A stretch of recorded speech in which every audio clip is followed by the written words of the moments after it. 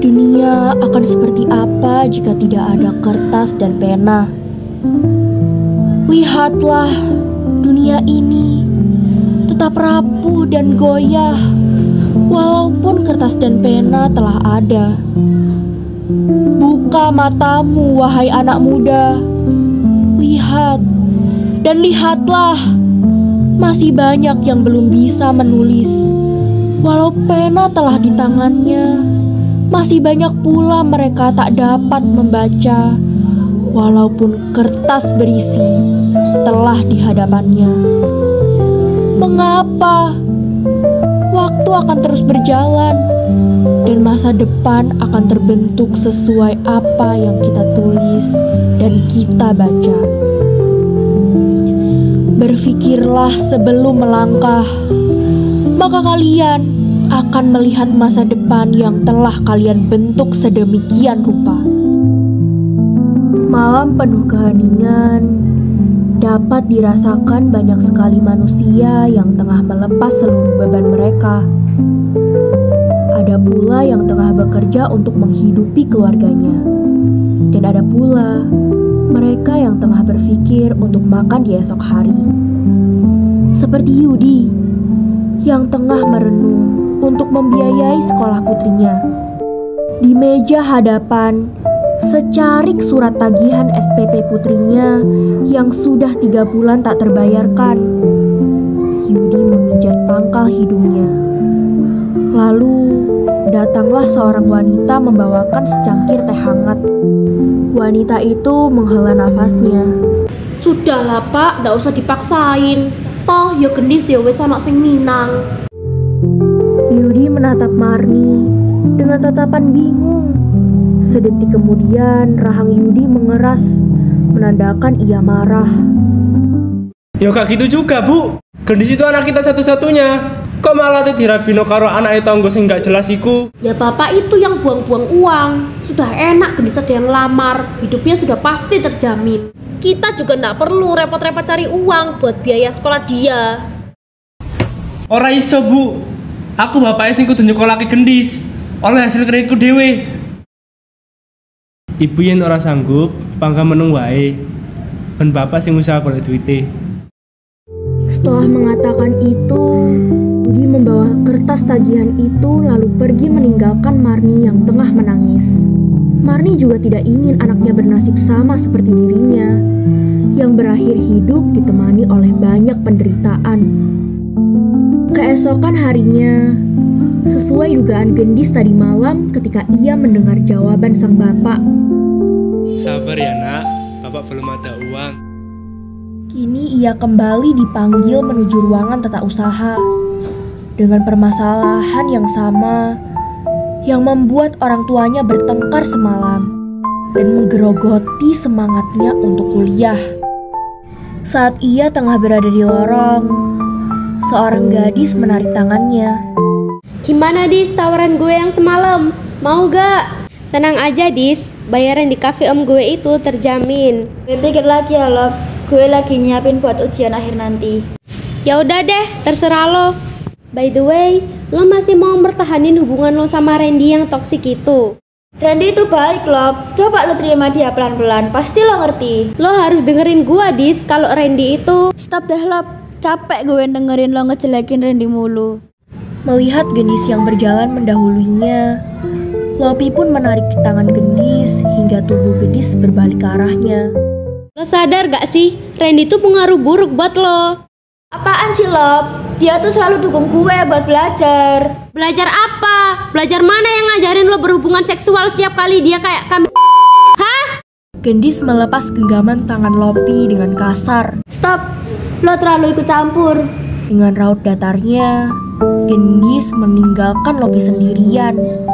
Pikirannya menggelap, tertutupi oleh sikap laki-laki itu yang membuatnya terlena. Di pojok sana, Randy melambaikan tangannya, lalu tersenyum ke arahnya, lalu membuat isyarat untuk menemuinya di suatu tempat yang membuat Gendis melupakan semua masalahnya. Hari demi hari berganti, masalah lama telah menemukan solusinya. Lalu, masalah baru akan datang. Kini harinya yang telah dikhawatirkan oleh Gendis pun tiba. Sudah beberapa hari ini Gendis merasa mual. Keringatnya bercucuran membasahi seluruh badannya. Pikirannya dipenuhi oleh dugaan-dugaan yang tak pernah ia inginkan. Dan hari ini, ia memberanikan diri untuk membuktikan jika dugaannya salah. Namun, takdir berkata lain. Sesuai dengan apa yang ia bentuk selama beberapa bulan lalu. Ia hamil. Sudah dipastikan itu anak kekasihnya. Siapa lagi jika bukan Randy? Selama ini, ia hanya berhubungan dengan laki-laki itu, tidak dengan yang lain. Tangannya bergetar memegang tespek. Kini ia sudah tak berani lagi menatap sang ayah. Nyaring sudah suaranya. Tanpa diduga, Yudi menampar pipi Gendis.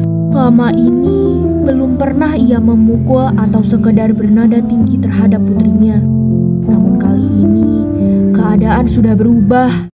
Baru kemarin Bapak datang ke sekolahmu. Lunas sudah semua tagihan. Tapi hari ini Bapak dibuat kecewa sama perbuatanmu. Sadar nggak apa yang kamu perbuat? Mana semangat membuat sekolah tinggi? Mana Gendis? Gendis hanya menangis, memegang tespek yang bergaris 2. Bu, setelah ini kamu yang bertanggung jawab sesuai pembicaraan kita beberapa hari lalu. Gini dong Pak, dari kemarin. Bapak kecewa dengan pemikiran kalian yang terlalu sempit.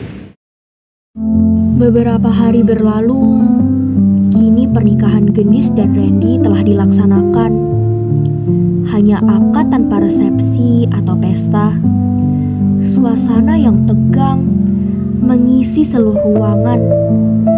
Tak ada tangis terharu, hanya ada rasa penyesalan. Tinggallah mereka dan semua cacian yang terlontar dari para tetangga. Setelah pertengkaran di mana Gendis mengungkapkan kehamilannya, kabar itu menyebar ke seluruh warga dari pihak sekolah. Randy dikeluarkan dari sekolah, sedangkan Gendis, beasiswanya telah dicabut dan berhenti untuk sekolah. Sudah tidak ada lagi yang bisa mereka perbaiki. Yang tersisa hanyalah penyesalan yang harus mereka jalani. Kertas dan pena tidak akan pernah bisa disalahkan, karena masa depan akan terbentuk sesuai dengan apa yang mereka tulis dan perbuat. Jika sebuah bangsa telah tertinggal jauh, maka para pemudanya yang perlu dipertanyakan. Orang tua diberi kewajiban oleh Tuhannya untuk mendidik dan merawat anak-anaknya. Lalu anak-anak itu akan tumbuh menjadi pemuda-pemudi yang diharapkan oleh banyak orang. Mereka belajar, bersekolah, dan dididik sedemikian rupa. Namun, semua bergantung dengan apa yang mereka tulis, dengan pena yang mereka pegang. Dan inilah negeri kita, dengan kependudukannya. Bangkitlah, dan tinggalkan singgasanamu yang membuatmu malas. Dan bekerja keraslah demi negerimu sendiri.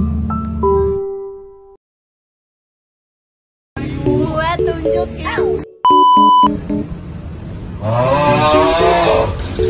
Ayo dalen kertasnya. Apa sih mau nikah? Ayo. Ayo. Lo ayo. Lo ayo. Itu Lo ayo itu malah. Yo sekolah.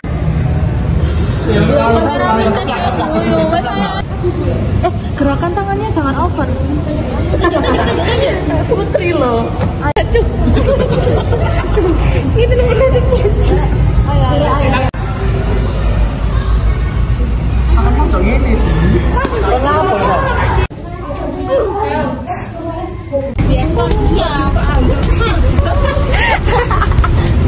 Kocak. Ketemuan di kolam lagi. Itu kan? Ini bau. Ini. Satu karepmu.